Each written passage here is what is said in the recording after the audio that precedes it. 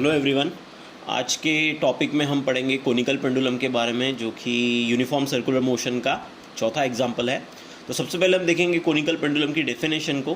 तो conical pendulum की जो डेफिनेशन है, तो अगर आप इस वर्ड को देखें तो यहाँ पे आप इस वर्ड को अगर देखें तो यहाँ आपको पेंडुलम वर्ड दिखेगा। हम ऑलरेडी पेंडुलम के बारे में पढ़ चुके हैं, पेंडुलम के टाइप्स देख चुके हैं, सिंपल पेंडुलम और ideal pendulum.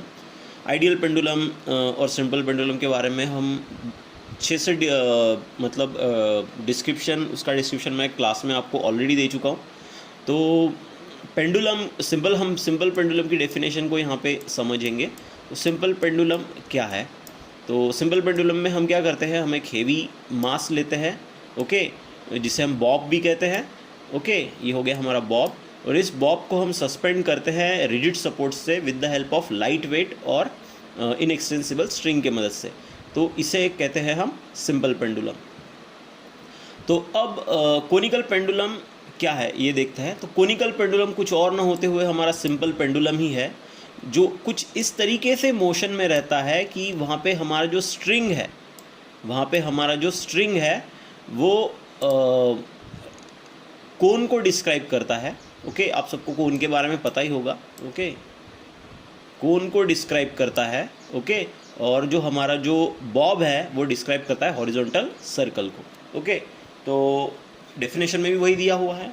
Conical pendulum is a simple pendulum in a motion such that string describe a cone, okay, right circular cone, and Bob describes a horizontal circle. Okay, अब यहाँ right circular cone means, अगर मैं यहाँ से, ये हमारा कोन है समझ लीजिए, और इस कोन से अगर मैं इस टीप से यहाँ एक परपेंडिकुलर डालूँ, ओके, और इस हॉरिजॉन्टल सर्कल की रेडियस को इस तरीके से जोड़ दूँ, तो ये यहाँ पे एक राइट एंगल बनेगा। अगर इस राइट एंगल को मैंने 2 पाई या 360 इतने एंगल से घुमाया तो मुझे क्या मिलेगा? मुझे कोन मिलेगा। तो इसीलिए इसे हम राइट सर्कुलर कोन भी कहते हैं। ओके, राइट का मतलब यहाँ पे राइट एंगल से रिलेटेड है। ओके, और यहाँ पे कुछ फिजिकल टर्म्स है जो हम यूज़ करने वाले हैं। उसमें से सबसे पहली है सेमी वर्टिकल एंगल। तो ये सेमी वर्टिकल एंगल क्या होता है देखेंगे हम। तो ये हो गया हमारा कोन, ओके, और ये हो गया हमारा फुल एंगल। यहाँ पे देखिए, ये हो गया हमारा फुल एंगल कोन का।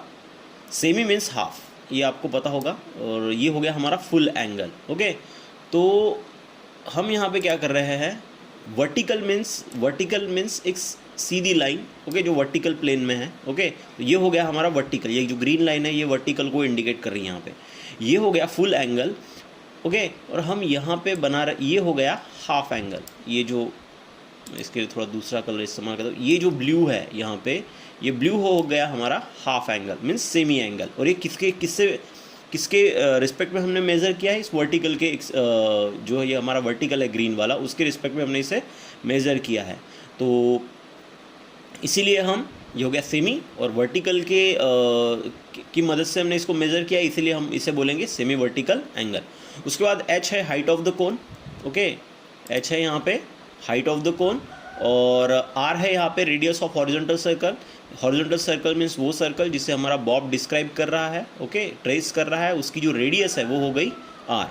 ओके, हाइट ऑफ कोन और रेडियस हो गया। उसके बाद नेक्स्ट है l। ये जो l है यहाँ से लेके यहाँ तक, ये a से लेके b तक, ये जो l है हमारा, ये हो गई हमारे पेंडुलम की लेंथ। इसके बारे में भी हम ऑलरेडी डिटेल में पढ़ चुके हैं। ओके, तो ये हो गई हमारे कोनिकल पेंडुलम की डेफिनेशन। ओके, अब आगे का टॉपिक हम देखते हैं। तो आगे के टॉपिक में हमें एक्सप्रेशन देखना है। ओके, आगे के टॉपिक में हम देखेंगे expression. Okay, expression for time period और period of revolution of a bob of conical pendulum. हमारा ये जो चैप्टर है, या फिर इस हमारे चैप्टर का ये जो सेशन है, हम यहाँ पे रोटेशनल को स्टडी कर रहे हैं या फिर सर्कुलर मोशन को स्टडी कर रहे हैं। तो यहाँ सर्कुलर मोशन जो है वो हमारा बॉब डिस्क्राइब कर रहा है या फिर परफॉर्म कर रहा है। तो हम यहाँ पे इस एक्सप्रेशन में हमारे बॉब जो सर्कुलर मोशन परफॉर्म कर रहा है, हम उसका टाइम पीरियड यहाँ पर निकालने वाले हैं। ओके, उसका एक्सप्रेशन हम इस टॉपिक में देखने वाले हैं। तो सबसे पहले हम क्या कंसिडर करेंगे, सबसे पहले हम एक कोनिकल पेंडुलम को कंसिडर करेंगे जिसमें हमारे बॉब का मास है m और हमारे पेंडुलम की जो लेंथ है वो है l। ओके, और यहाँ पे हमारा जो बॉब जो है वो परफॉर्म कर रहा है UCM, uniform circular motion in a horizontal plane. Okay, तो अब यहाँ पे फोर्सेस के बारे में देख लेते हैं। डायग्राम को पूरी तरीके से तो डिस्क्राइब नहीं करूँगा मैं यहाँ पर फ़िलहाल शुरुआत में, आगे चलते चलते हम इस टॉपिक को अच्छी तरीके से डिस्क्राइब करने ही वाले हैं। तो सबसे पहले हम यहाँ देखते हैं कि कौन कौन से फोर्सेस हमारे बॉब के ऊपर एक्ट हो रहे हैं। ओके, जब वो यूनिफॉर्म सर्कुलर मोशन या फिर सर्कुलर मोशन परफॉर्म कर रहा है। ओके, तो यहाँ पे सबसे पहला फोर्स है mg, weight of the Bob, जो कि एक्ट होगा in the vertical downward direction. Okay, और उसके बाद है टेंशन। टेंशन की डायरेक्शन हमेशा रहेगी स्ट्रिंग के अलॉन्ग, और ये डायरेक्शन है वर्टिकल अपवर्ड नहीं, सिर्फ अपवर्ड। ओके, तो आप यहाँ पे देख सकते हैं कि हमारा जो फोर्सेस है टेंशन और mg, ये इक्विलिब्रियम में नहीं है। ओके, तो अब जिस समय आपको ऐसे लगता है कि हमारा जो सिस्टम है वो इक्विलिब्रियम में नहीं है, इसका मतलब क्या होता है, इसका मतलब होता है कि हमारा जो फोर्स है, इसमें से जो फोर्स है वो स्प्लिट होगा उसके रेक्टेंगुलर कंपोनेंट में। ओके, या फिर हम उसे रेक्टेंगुलर कंपोनेंट मीन्स यहाँ पे दो कंपोनेंट t cos थीटा और t sin थीटा, ये हम आगे और अच्छे से देखेंगे। तो यहाँ पे जो मेन फोर्स एक्ट हो रहे हैं हमारे बॉब के ऊपर वो है टेंशन इन द स्ट्रिंग, जो कि है upward direction along the string, और एक है mg जो एक्ट हो रहा है वर्टिकली डाउनवर्ड डायरेक्शन में। बस यही हमने यहाँ पे लिखा हुआ है। आगे force acting on the bob of conical pendulum are, सबसे पहला weight in vertically downward direction. Okay, यहाँ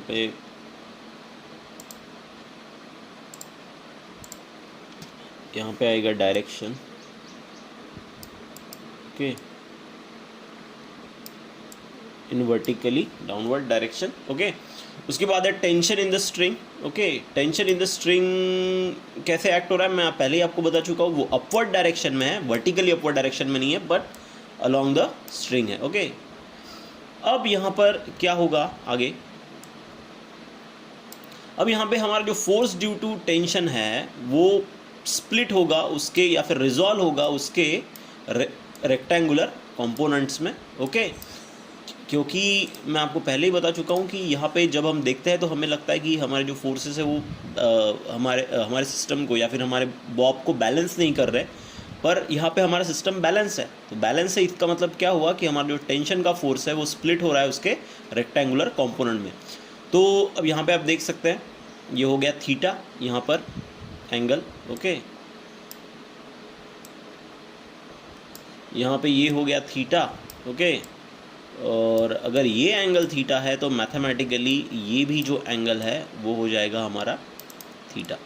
ओके, तो ये थीटा हो गया तो ये भी एंगल हो गया थीटा। ओके, अब ये एंगल हो गया थीटा, तो आपको पता है जो थीटा की जो साइड होती है उस थीटा की साइड जिस साइड थीटा होता है उस साइड वाले कंपोनेंट को हम कॉस थीटा का कंपोनेंट कहते हैं, और दूसरे कंपोनेंट को हम साइन थीटा वाला कंपोनेंट कहते हैं। इस डायग्राम को थोड़ा हम जूम करते हैं। ओके, तो यहाँ पे आप देख सकते हैं हमारा सरफेस टेंशन नहीं, टेंशन का जो कंपोनेंट है वो स्प्लिट हुआ है उसके रेक्टेंगुलर कंपोनेंट में। सबसे पहला है टी कॉस थीटा, थीटा की साइड वाला, और एक हो गया टी साइन थीटा। तो आप यहाँ देख सकते हैं कि टी कॉस थीटा ने बैलेंस किया है हमारे वेट को। ओके, टी कॉस थीटा ने बैलेंस किया है हमारे वेट को। दोनों की डायरेक्शन अगर आप देखें टी कॉस थीटा और mg की, टी कॉस थीटा और mg की अगर हम डायरेक्शन देखें तो यहाँ पे आपको दिखेगा कि mg को, जो वेट ऑफ द बॉब है, इसको बैलेंस किया है टी कॉस थीटा ने, और यहाँ पे टी साइन थीटा की जो डायरेक्शन है वो डायरेक्शन है हमारे सेंट्रीपिटल फोर्स के अलॉन्ग। तो यहाँ पे टी साइन थीटा जो है ये सेंट्रीपिटल फोर्स प्रोवाइड कर रहा है हमारे बॉब की सर्कुलर मोशन के लिए। ओके, तो बस यही हमें मैथमेटिकल फॉर्म में लिखना है आगे। तो आप यहाँ देख सकते हैं कि हमारा जो फोर्स है वो रिजॉल्व हो चुका है, टेंशन का फोर्स। सबसे पहला है टी कॉस थीटा, जो एक्ट हो रहा है वर्टिकली अपवर्ड डायरेक्शन में, ओके, इस तरीके से, ओके। और जो टी साइन थीटा है वो यहाँ लिखा हुआ है मैंने, balance the weight of the Bob, okay. और जो टी साइन थीटा है वो एक्ट हो रहा है along the radius of horizontal circle. जो भी रेडियस है हॉरिजॉन्टल सर्कल का, उसके अलॉन्ग हमारा टी साइन थीटा एक्ट हो रहा है, ओके। तो that is t sin theta acts in the direction of centripetal force, that is t sin theta provides the necessary centripetal force for the circular motion of the bob of the conical pendulum। ये पहले ही हम discuss कर चुके हैं, okay. तो अब आगे बस हमने जो पढ़ा उसे ही मैथमेटिकली लिखना है। तो सेंट्रीपिटल फोर्स यहाँ पे प्रोवाइड कर रहा है हमारा टी साइन थीटा, तो centripetal force is equal to T sine theta. Centripetal force का फॉर्मूला हमें पता है एम आर ओमेगा स्क्वायर। यहाँ पे इस एक्सप्रेशन में हम specially centripetal force is equals to M R omega square. M R omega square ये फॉर्मूला हम इस एक्सप्रेशन में यूज़ कर रहे हैं। क्यों? इसका कुछ ना कोई रीज़न होगा, क्योंकि इस फॉर्मूले में अगर आप ध्यान से देखिए तो यहाँ पर ओमेगा है और आपको टाइम पीरियड और ओमेगा का रिलेशन पता ही है, okay. So time period is equals to what, 2 pi upon omega, 2 pi upon omega. तो अगर आपको ओमेगा मिल गया, अगर आपने ओमेगा फाइंड कर लिया, तो आप आसानी से टाइम पीरियड फाइंड कर सकते हैं। तो इस एक्सप्रेशन में भी हम वही करने वाले हैं। इस एक्सप्रेशन में हम ओमेगा फाइंड करेंगे, ओमेगा फाइंड करने के बाद हमें टाइम पीरियड मिल जाएगा, ओके। तो इसीलिए हमने इस एक्सप्रेशन में सेंट्रीपिटल फोर्स का formula M R omega square use किया है। उसके बाद दूसरा जो कंक्लूजन हमने डायग्राम से निकाला वो है कि M G is equals to T sine T cos theta, दोनों एक दूसरे को बैलेंस किया हुआ है, ओके। अब हम डिवाइड करेंगे इक्वेशन 1 को इक्वेशन 2 से।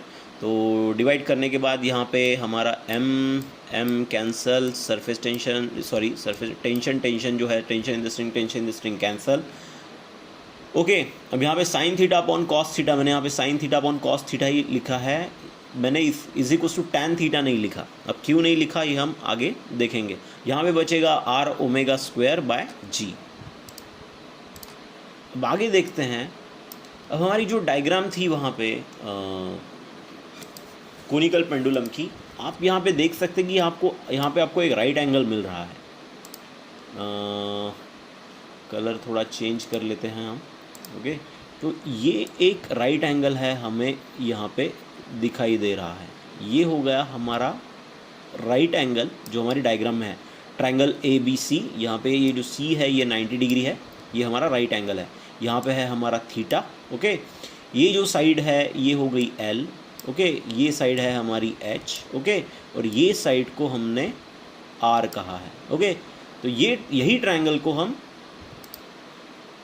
यहाँ पे फिर से ड्रॉ किया है। तो यह हो गया हमारा ट्रायंगल ए बी सी। ये साइड हो गई हमारी एल, ओके। ये थीटा, ये एंगल है हमारा 90 डिग्री, ओके। ये है एच और ये है R, height of the cone, ये है R, radius of the horizontal circle, okay. और एल हो गया लेंथ ऑफ द पेंडुलम। अब यहाँ पे हम साइन थीटा का फॉर्मूला इस्तेमाल करेंगे, ओके। यहाँ पे हम साइन थीटा का फॉर्मूला इस्तेमाल करेंगे, मीन्स ट्रिग्नोमेट्रिक फॉर्मूला इस्तेमाल करेंगे। तो sine theta is equals to क्या होगा, आपको भी पता है, अपोजिट साइड अपॉन हाइपोटेनियस। तो यहाँ पे अपोजिट साइड है आर, ओके। यहाँ पे अपोजिट साइड है आर और हमारा हाइपोटेनियस है length of the simple pendulum, length of the conical pendulum, तो एल, ओके। अब इसे हम पुट करेंगे हमारे इक्वेशन 3 में। साइन थीटा की जगह, जहाँ sine theta by cos theta था, वहाँ साइन थीटा की जगह हम ये वैल्यू पुट करेंगे। तो पुट करने के बाद क्या होगा, देखिए, R omega square by G is equals to 1 by cos theta, और साइन थीटा था यहाँ पे, साइन थीटा की जगह हमने लिखा आर बाय एल, ओके। ये आर बाय एल। अब यहाँ पे आर और आर कैंसिल हो जाएगा, ओके। हमें चाहिए ओमेगा का फॉर्मूला, तो फिर g को हम शिफ्ट करेंगे तो फॉर्मूला बन जाएगा कुछ इस तरीके से, omega square is equals to g upon l cos theta. Square root लेंगे दोनों तरफ तो हमें मिलेगा ओमेगा का formula. Okay, omega is equals to g by under root of g by l cos theta.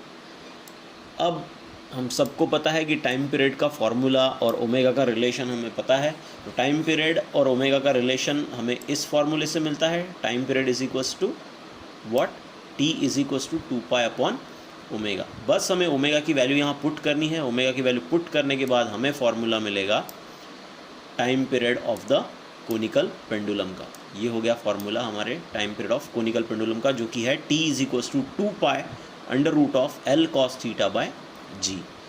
ये हो गया इक्वेशन 5 हो गया expression for time period of bob of conical pendulum. Okay, अब आगे देखते हैं। अब एक और चीज़ आगे यहाँ पे थोड़ी बची हुई है। अगर हमें यहाँ पे फ्रीक्वेंसी अगर फाइंड करनी है हमारे कोनिकल पेंडुलम की, कि किस फ्रीक्वेंसी से हमारा पेंडुलम रिवॉल्व हो रहा है, तो आपको टाइम पीरियड और इसके बीच का रिलेशन पता ही है। टाइम पीरियड और फ्रीक्वेंसी के बीच का, frequency is equals to 1/t। तो अगर ये फार्मूला अगर आप इसमें पुट करते हैं तो हमारे फ्रीक्वेंसी का फॉर्मूला कुछ इस तरीके से आएगा, 1/2 pi under root of g by l cos theta. Okay, कुछ इस तरीके से हमारा फ्रीक्वेंसी का फॉर्मूला आएगा। ओके, तो फ्रीक्वेंसी ये हो गई हमारे कोनिकल पेंडुलम की फ्रीक्वेंसी ऑफ रिवॉल्यूशन का फॉर्मूला। ओके, तो ये हो गया एक्सप्रेशन फॉर टाइम पीरियड और frequency of conical pendulum. Okay, अब आगे देखते हैं कि हमें लीनियर स्पीड का एक्सप्रेशन देखना है हमारे कोनिकल पेंडुलम के बॉब का, क्योंकि बॉब सर्कुलर मोशन परफॉर्म कर रहा है तो उसकी कुछ ना कुछ लीनियर स्पीड तो होगी ही। ओके, बॉब अगर सर्कुलर मोशन परफॉर्म कर रहा है तो उसकी कुछ ना कुछ लीनियर स्पीड होगी ही, तो उसी का एक्सप्रेशन हम देखेंगे यहाँ पर। तो हमारे पास ये फॉर्मूला ऑलरेडी है, centripetal force is equals to T sine theta. अब यहाँ पे लीनियर स्पीड फाइंड करने के लिए हम सेंट्रीपिटल फोर्स का जो फॉर्मूला है हमारा वो बदल देंगे। इसके पहले हमने टाइम पीरियड फाइंड करने के लिए फॉर्मूला यूज़ किया था mr ओमेगा स्क्वायर, लेकिन अब हमें लीनियर स्पीड फाइंड करनी है तो हम फॉर्मूला यूज़ करेंगे mv स्क्वायर बाय r। और उसके बाद ये तो नेक्स्ट फार्मूला तो हमें पता है कि equation 2 mg is equals to t cos theta. तो इक्वेशन 1 को हम डिवाइड करेंगे इक्वेशन 2 से।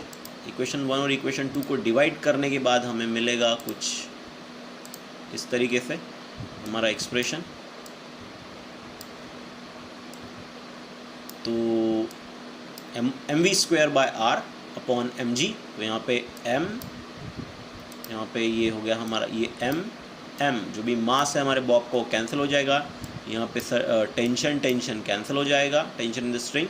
अब यहाँ पे बचेगा v स्क्वायर और यहाँ पे बचेगा v square by r g, और sine theta upon cos theta आएगा टैन थीटा। ओके, यहाँ पे थीटा है हमारा सेमी वर्टिकल एंगल। अब बस थोड़ा सा रीअरेंजमेंट करना है, आर जी को भेजेंगे हम इधर।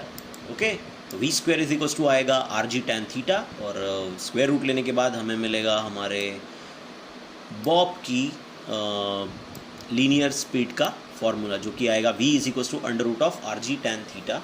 ओके, तो ये हो गया एक्सप्रेशन हमारे बॉब के लीनियर स्पीड का। ओके, हमारा जो कि क्या परफॉर्म कर रहा है, जो कि परफॉर्म कर रहा है सर्कुलर मोशन या फिर यूनिफॉर्म सर्कुलर मोशन। ओके, तो ये फार्मूला हो गया हमारे बॉब के लीनियर वेलोसिटी का या फिर लीनियर स्पीड का। Okay, that's it for today.